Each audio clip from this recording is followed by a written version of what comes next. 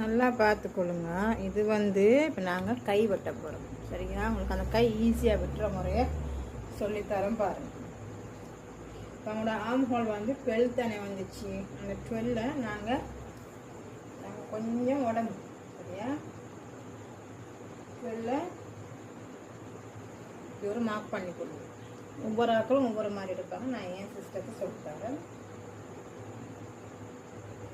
Mark பண்ணிவிட்டு வந்து போட்டேன். மார்க் பண்ணிவிட்டு இப்போ இவங்களோட இந்த இது இருக்குதானே இந்த ஹோல்டர் இதில் பாருங்கள். இந்த இங்கனைக்கு வந்து இது 1 இன்ச் இங்கே இந்த ஆம் ஹோல் இல்லை 1 இங்கே வச்சு இப்போ பாருங்கள் 5 இன்ச்சஸ் வருது. இப்போ அந்த 5 இன்ச்சை நாங்கள் இப்படி வைக்கணும். வச்சு பார்த்தா 10 வருது. சரியா? 10 இன்ச். அப்போ நாங்கள் இங்கே சரியாக மேலே வச்சு 5 இன்ச் மார்க் பண்ணுங்கள். 5 இன்ச் மார்க் பண்ணிட்டு இங்கே நீங்கள் 10 சரியாக மார்க் பண்ணுங்கள். 10 இன்ச்சஸ். ஓகேவா? மார்க் பண்ணிவிட்டு என்ன செய்யுங்க, 10 இன்ச்சையும் இந்த லென்த் அப் லென்த்தையும் ஒரு அண்டர்லைன் பண்ணுங்க.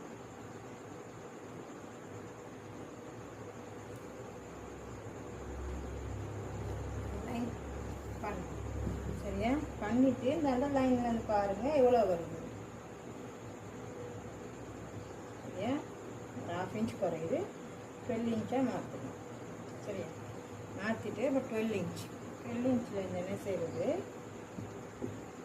அங்கே இருந்து நாங்கள் எந்த கையை உங்களுக்கு கொஞ்சம் இந்த அளவு தெரியணும்னு சொன்னால் நம்மளோட கை லென்த் வந்து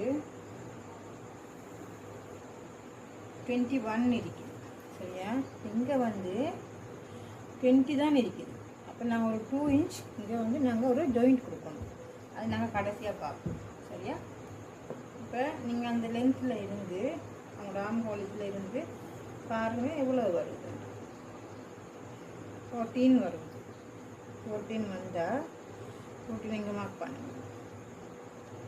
சரியா? அது மார்க் பண்ண தேவையில்லை. நான் கேட்டால் நாங்கள் இன்னும் துணி பிடிக்கணும், ஜாயின் பண்ணணும். ஓகே பண்ணிவிட்டு நாங்கள் இது வந்து சரியாக பார்க்கணும் தானே. இங்கே வந்து பாருங்கள் 10 இன்ச். இப்போ இதில் இருந்து ஒரு 4 இன்ச் டவுன் வந்து பாருங்கள். இப்படி வச்சு பாருங்கள் 9 இன்ச் வரும். என்னென்னு கேட்டால் அந்த ஷேப் எடுக்கிறது. சரியா? இதில் இருந்து 4 இன்ச்